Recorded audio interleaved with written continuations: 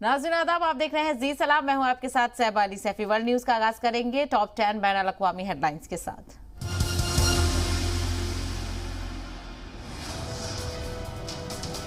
मकबूजा मगरबी किनारे में इजरायली फौज की फायरिंग में कतर बेस्ड न्यूज चैनल की खातून सहाफ़ी शिरीन अबू आकिला की हुई मौत, जबकि दूसरा सहाफ़ी हुआ जख्मी। जनीन पनाहगुज़ीन कैंप में इजरायली फौज और फलस्तीनी मुसल्लह अफराद के माबैन झड़प के दौरान दोनों सहाफ़ी बने इजरायली फौज की फायरिंग का निशाना। फलस्तीनी वजारत सेहत के मुताबिक सर में गोली लगने से खातून सहाफ़ी की हुई मौत। दूसरी तरफ इजरायली फौज ने बयान जारी करके इस बात का इम्कान जाहिर किया है कि शिरीन अबू आकिला को फलस्तीनी हमलावरों ने निशाना बनाया हो।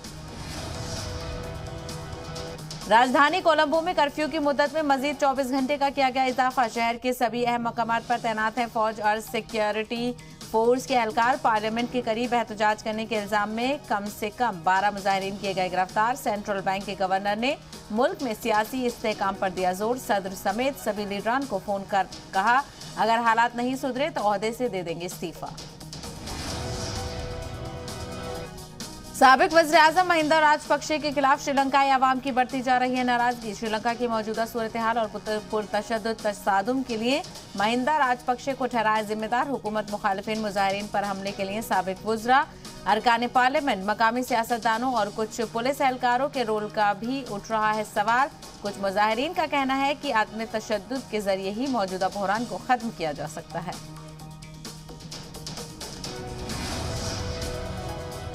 जापान की पार्लियामेंट ने मंजूर किया इकोनॉमिक सिक्योरिटी बिल। हसास टेक्नोलॉजी सेक्टर में काम करने वाली कंपनियों पर नजर रखने के लिए लाया गया बिल। आइंदा 2 साल तक के लिए नाफिज रहेगा ये कानून। अमेरिका की जानिब से सेमीकंडक्टर जैसी टेक्नोलॉजी की बरामदात पर पाबंदी लगाने के बाद जापान हुकूमत ने इकोनॉमिक सिक्योरिटी बिल को दी है मंजूरी। माना जा रहा है कि हैकिंग और साइबर हमलों को रोकने के लिए अमेरिका की जानिब से जापान पर दबाव बनाया जा रहा था, जिसके बाद इकोनॉमिक सिक्योरिटी बिल को पार्लियामेंट में पेश किया गया।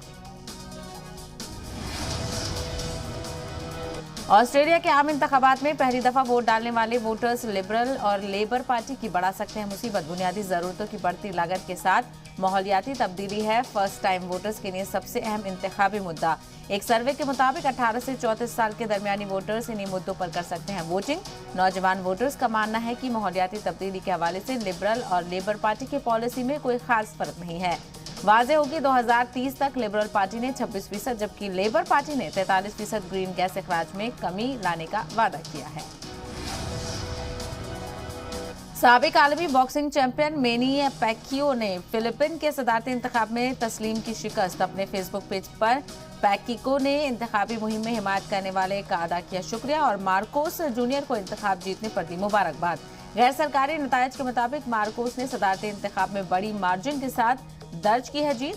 वाज़ेह हो कि पैक्वियो दुनिया के वाहिद बॉक्सर हैं जिन्होंने 8 मुख्तलिफ ग्रुप्स में आलमी चैंपियनशिप हासिल की है। गुज़िश्ता सितंबर में बॉक्सिंग के रिटायरमेंट का ऐलान कर सदारती इंतखाब में हिस्सा लेने का ऐलान किया था।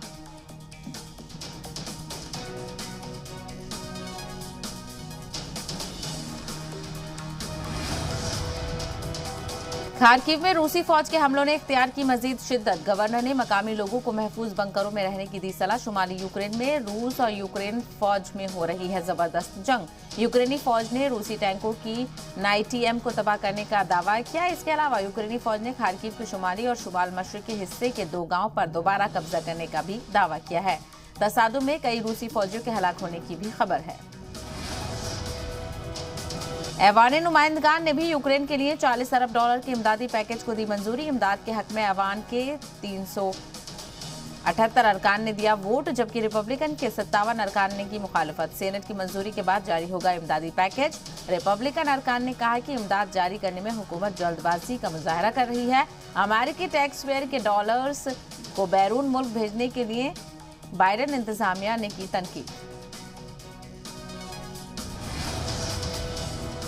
इतालवी वज़ीर-ए-आज़म मारियो द्राघी ने अमेरिकी सदर जो बाइडेन से की मुलाकात। व्हाइट हाउस में हुई दोनों लीडरान की मुलाकात। रूस यूक्रेन जंग पर हुई चर्चा। तवानाई और फूड सिक्योरिटी पर भी हुआ तबादला ख्याल। द्राघी ने कहा कि रूस पर यूक्रेन हमले के बाद इटली और अमेरिका के बाहमी ताल्लुकात पहले से ज्यादा मजबूत हुए हैं।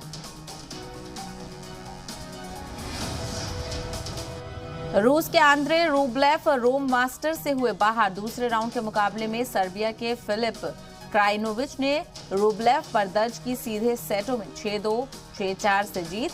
दीगर मुकाबलों में कनाडा के फेलिक्स आंगर ने स्पेन के अलियान्द्रो डेवोडोविच को 4-6, 7-6 और 6-2। नॉर्वे के कैस्पर रूड ने नीदरलैंड के बोटिंग वॉन्डे को 6-7, 6-2, 6-4 से, जबकि इटली के यानिक सिनर ने स्पेन के मार्टिनेज को 6-4, 6-3 से और कनाडा के डेनिस शोपावालोव ने जॉर्जिया के निकोलोस को 6-4, 7-6 से शिकस्त दी।